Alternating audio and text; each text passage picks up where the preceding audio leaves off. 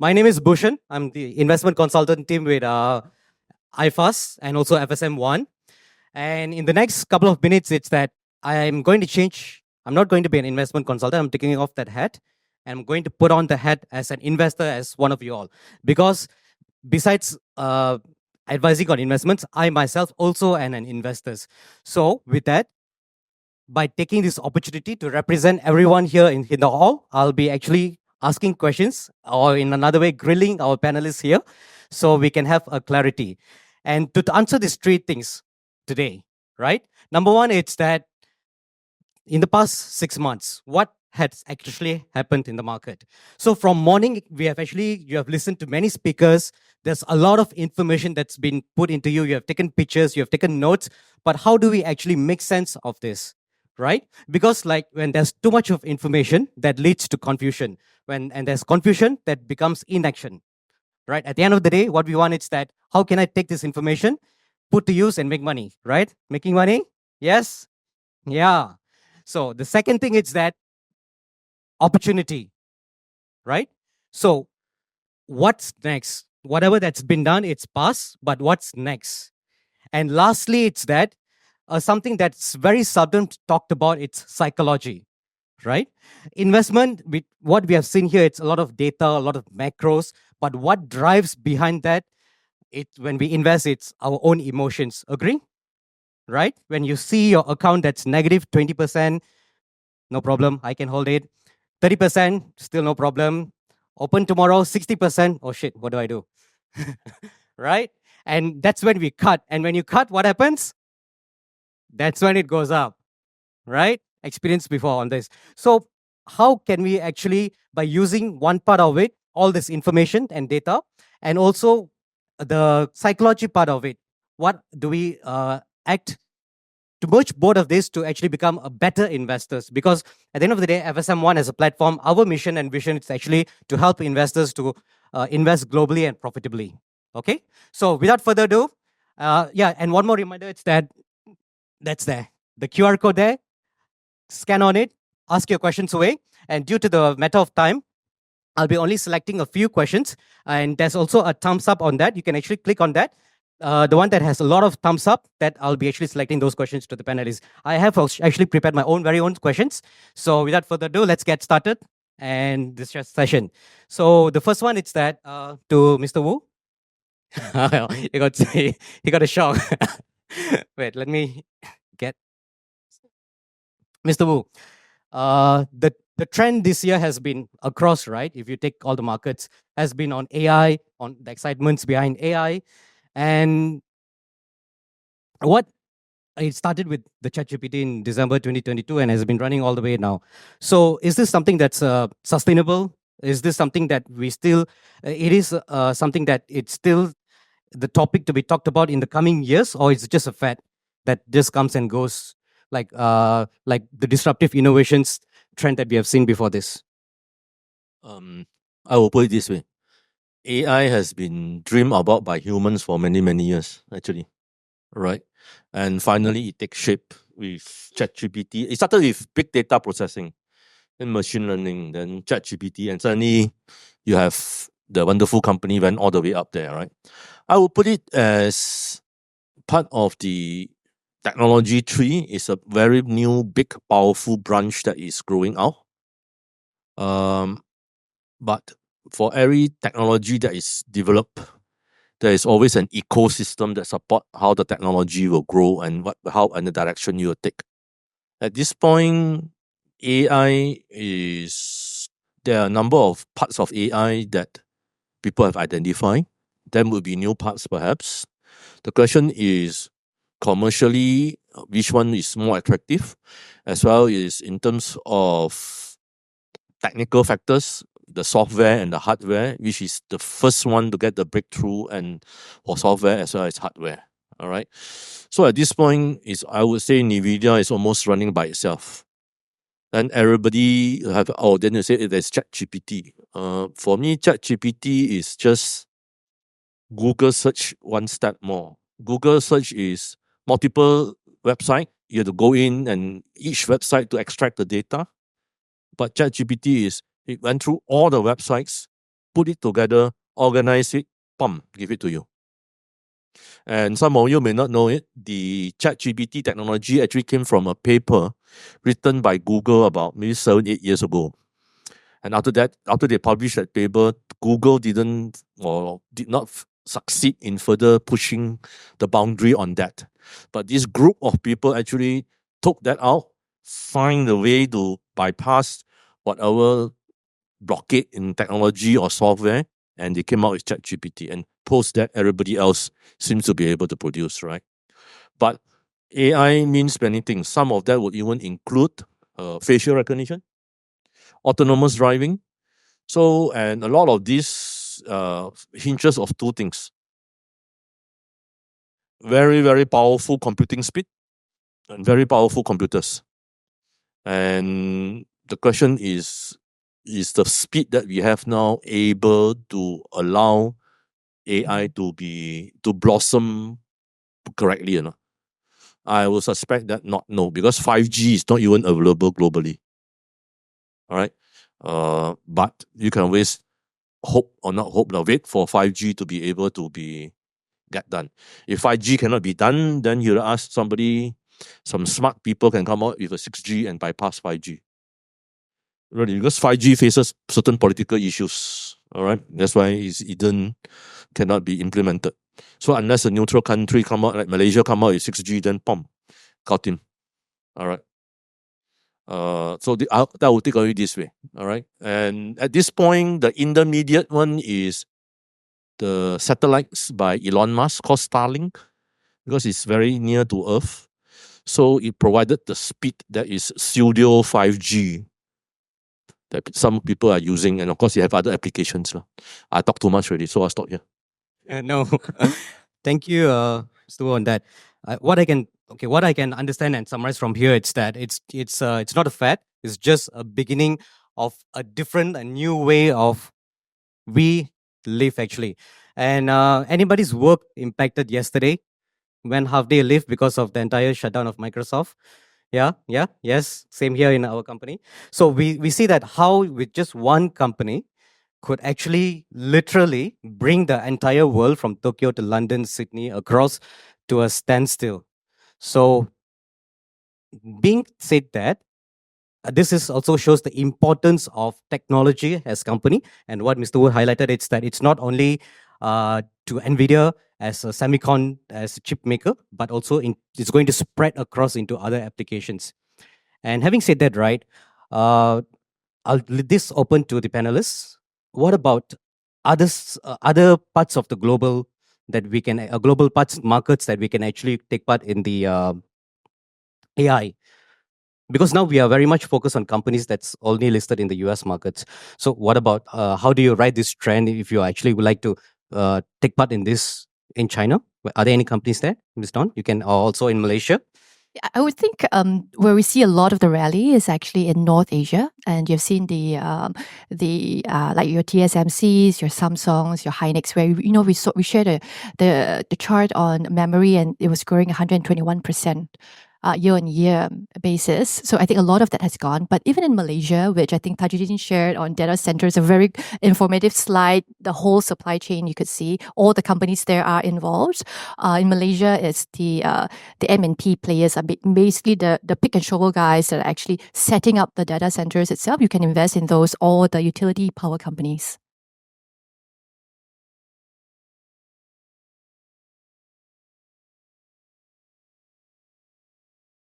Okay, right. Okay. Oh no, the mic is like not working. Yeah. See. Okay. I need to do this. Thank you. Right. Thank you. Right. We might need to share this. Right. Okay. So data centers, right? Okay. After touching on data centers, and next it's that I'm just taking a question from the audience so that we'll have a mix of both my questions also on the audience's question. It's that for Japan, is that okay for the panelists? On Japan, it's that given that the latest core CPI it's rising, and the market expects that the Bank of Japan of tightening their policy. What's your view on Japan equities and BOJ's hikes while the rest of the world is cutting rates? So Japan has been having a unique position compared to the rest of the world. So what's happening in Japan? What's the risk and opportunities that investors can look forward to with the policies that's going to be implemented? And thank you.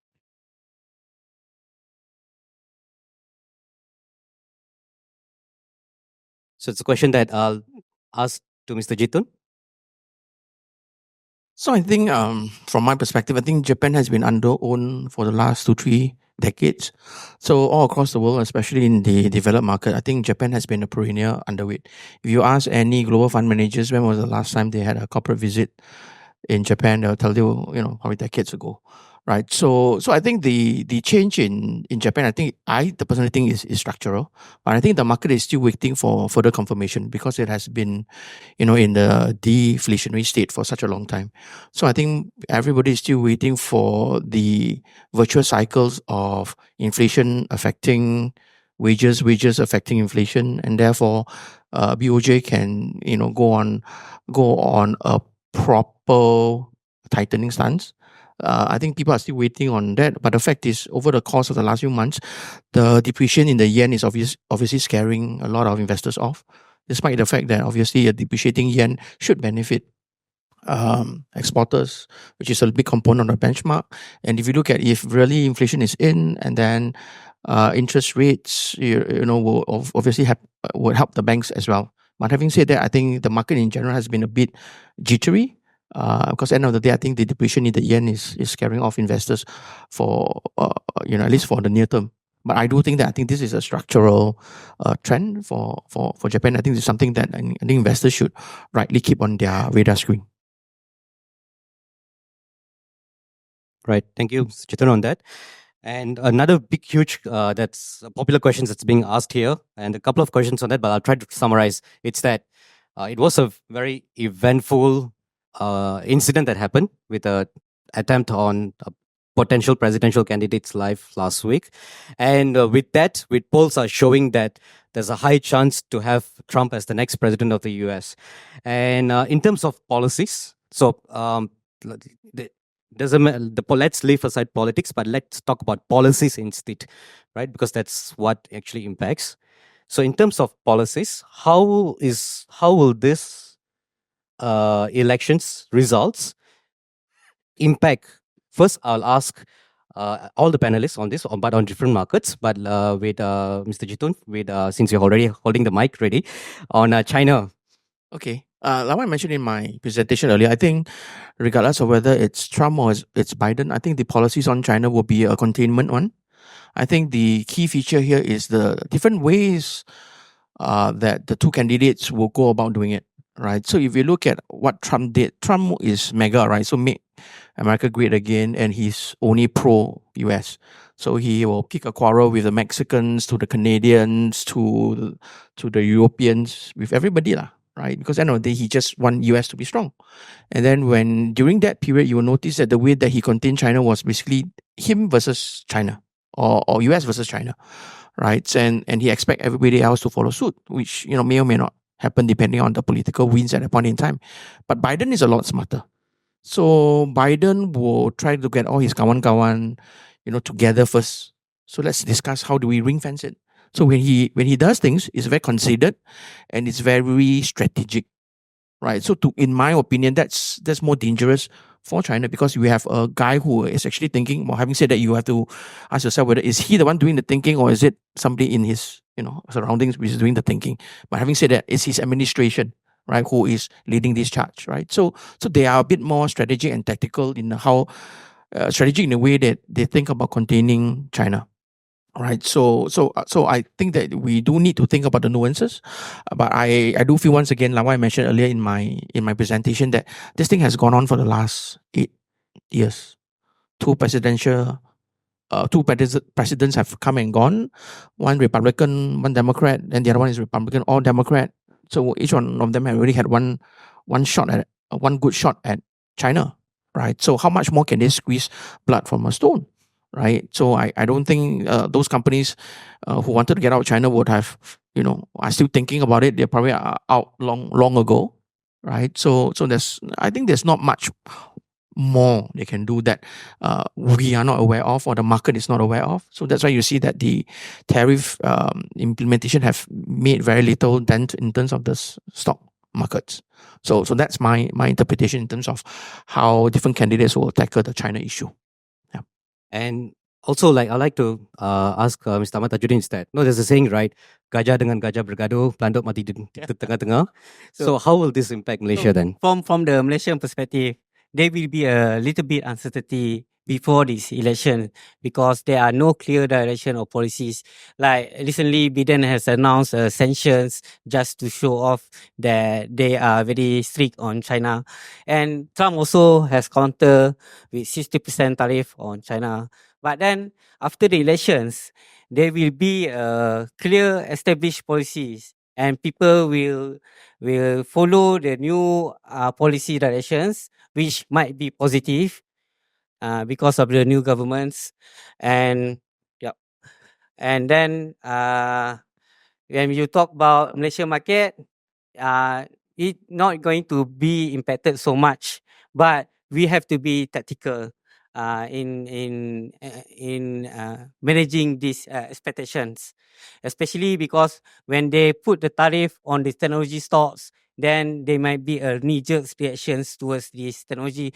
But for the longer terms, as I mentioned, the clear policy guidelines is on the loosening monetary conditions, which eventually will be positive for this financial market.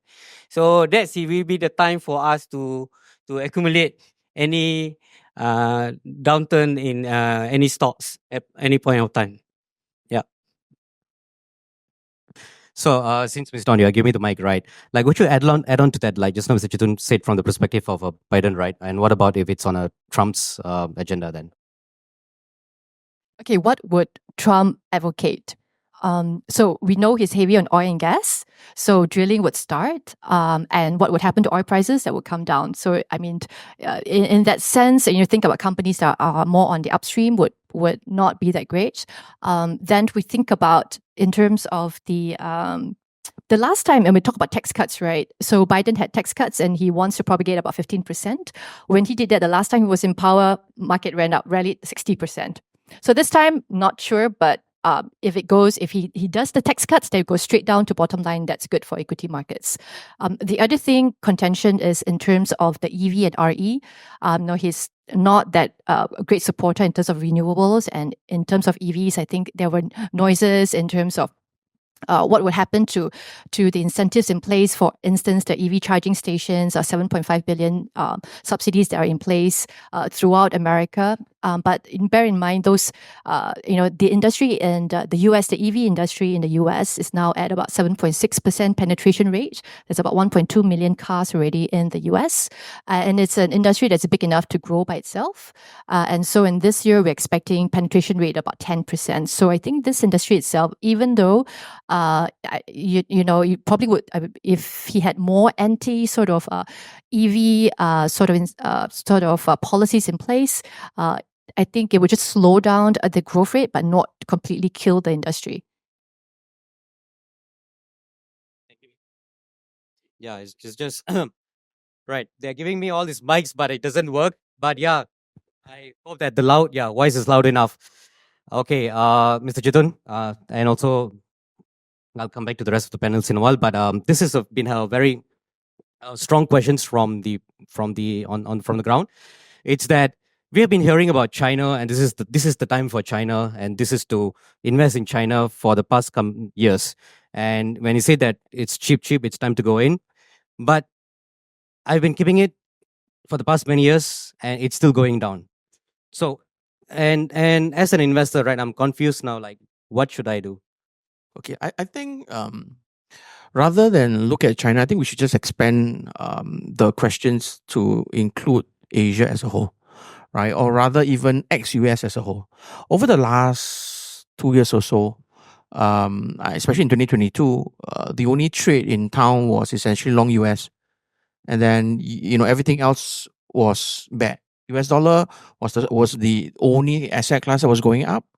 And then over the period of the last few years, because of the interest rate heights, that has been the default trade for all hedge funds. right? And at the expense of that is obviously, 2022 we have bonds suffering greatly, even having the same volatility as equities. And over the course of the last few years, last few quarters, fortunately, because we're at least starting to talk about interest rate cuts or the end of interest rate hikes, then there's some life back to bonds. So, right now, I think for us here, the China questions, it's the elephant in the room. It's because I think we put the elephant there. Because end of the day, a lot of us here are very positive on China. All of us here understand the China story.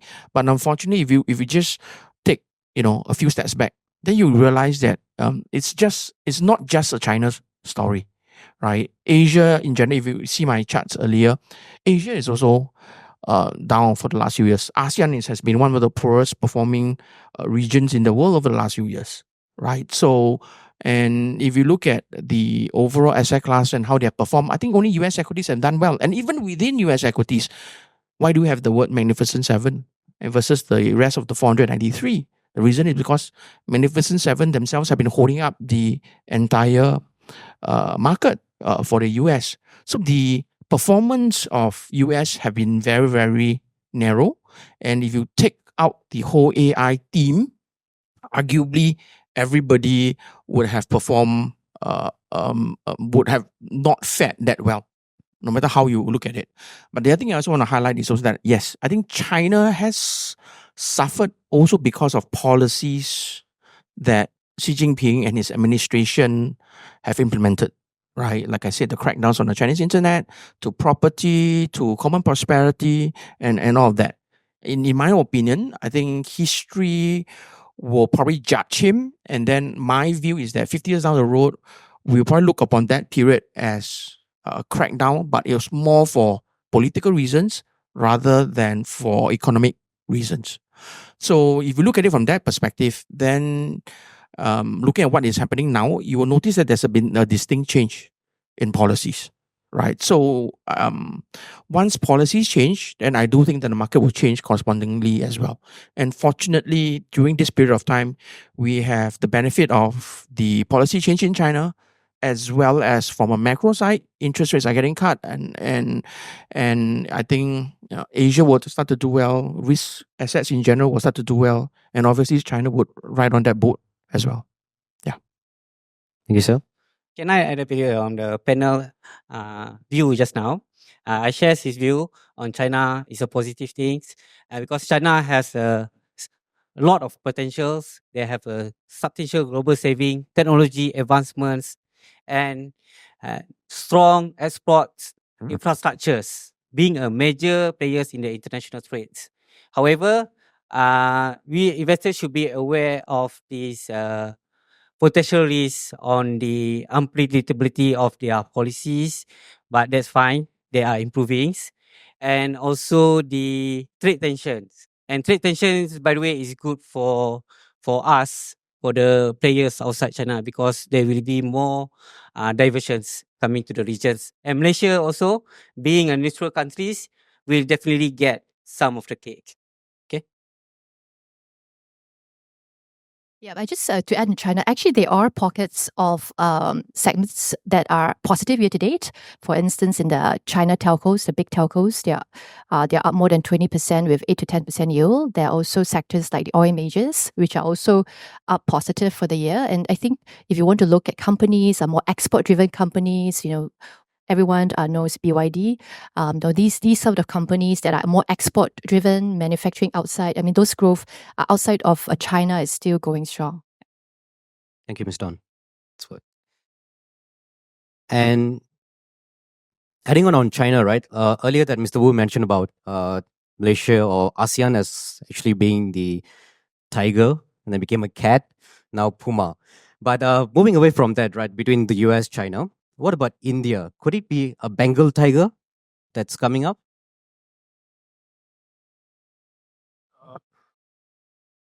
Let me put it this way. When China started to grow 30 years ago or 20 years ago, it was a very different economic environment. All right. You fast forward to now, India has been looked upon as potentially the next China. But you are in a very different economic environment.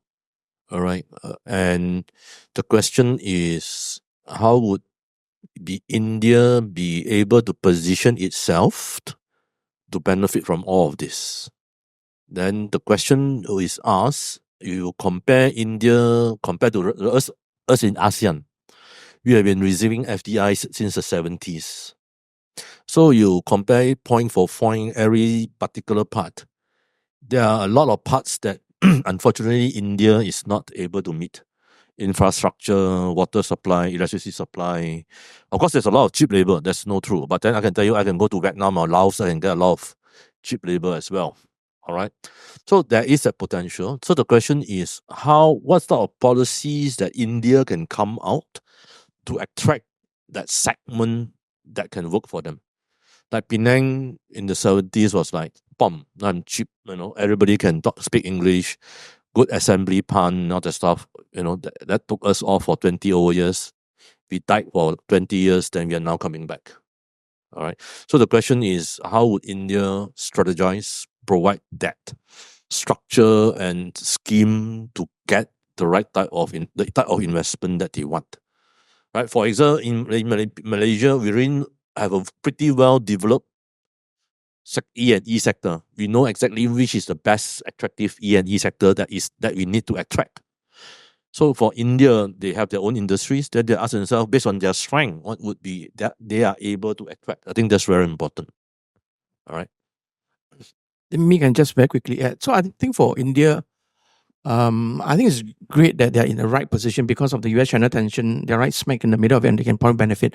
But I think the other big part is also that India as a domestic consumption economy is huge, right? They're just at the cusp of being middle class, right? So there are lots of drivers that is a function of where India is in their own evolution as a nation, right? So this is coincidental that it's happening right now when because of the US-China tension, they are benefiting. So I think that one is an added tailwind for them.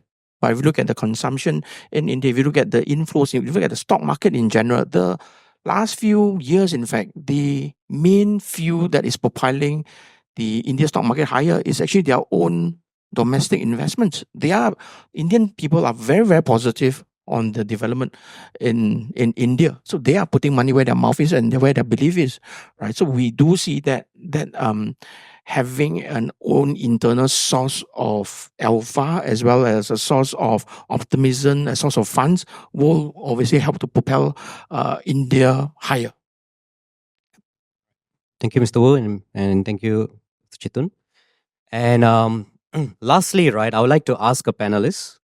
It's that as an investor, right, and I've heard today all the information. And what will the advice that you'll be giving to our investors, to myself also, to structure our portfolio? How do I go about it to make the best use of the next 6 months and the years to come? Okay, so I'll start. I think have a diversified portfolio, invest in different markets and different business cycles. And also look for undervalued companies if you can. If you are familiar with the market, you know certain companies and you follow their earnings, right? So look for those undervalued companies and then that has very strong structural or sustainable sort of business models. From my perspective, I think I agree with that. Definitely a diversified portfolio is the way to go. I think it's great that we are talking about teams, sub-teams, but those are, I think, just teams that should have a role to play in the overall portfolio. But at the end of the day, having a diversified portfolio with different drivers, different asset classes, I think is the way to go. And the thing is, the fact that the audience here is willing to spend a Saturday morning and afternoon here, obviously means that everybody is thirsty for knowledge, and talking to different people, hearing from different people will definitely give everyone an understanding of what are the drivers in the market right now. And if you can take that back and translate that to a portfolio to finesse it, make it a more nuanced bet on the markets, I think that will be the added alpha that you can derive, by spending all this time here this morning, and I'm sure in your free time as well. Yeah. Thank you. Chitam, Mr. Wong? I'll focus on those investments that have not worked for you for the last 2-3 years. Because things are changing, interest rate are cuts. You have to ask yourself very serious question as if it is not working, how much of it that I need to restructure? And if I take some of the losses, what are the asset classes that I can park it in, or countries or regions that I can park it in, whereby maybe 2 to 3 years I can recover bulk of the losses.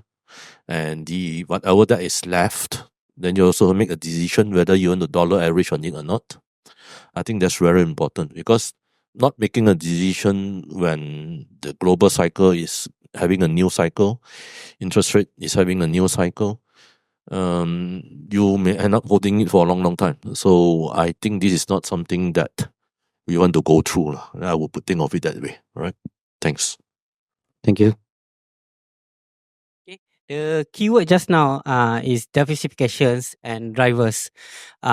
So I would mention about the drivers or the key sectors, which I believe going to be for the rest of the year would be these technology and industrial sectors, as their future earnings have yet to capture the potential demand from the AI related products. And on top of that, the production has normalized post this inventory adjustment. We could see some rebounds in the earnings. And then when we talk about data centers, is also about this power play.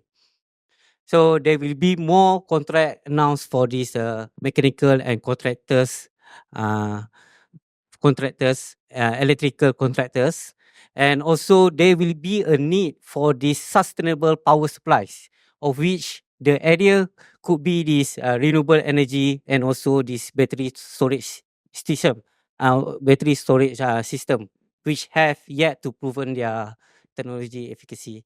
And overall, I would advise investors to stay invested and avoid timing the market, because unless you see there will be a severe recessions or intense global geopolitical risk, or maybe Fed pivot back to the rate hike. In such cases, we need to readjust our strategy, but at the moment we don't see it happening in the near terms. Okay. All right. Thank you, dear panelists. And if I can just summarize the key points that's been mentioned, was that number one, diversify. Number two, to DCA. And number three is to take note of the thematic plays that's been presented. And also, if you look into your pouch, there is the recommended fund list that you can actually make use of. And if you still need advice, you can actually come and look at the CRS that's outside to get your portfolio review. So with that, I would like to actually thank all our panelists for their wonderful sharing and insights, both from the earlier speech and also from the sharing to all our investors today. Thank you so much, everyone. Thank you, everyone.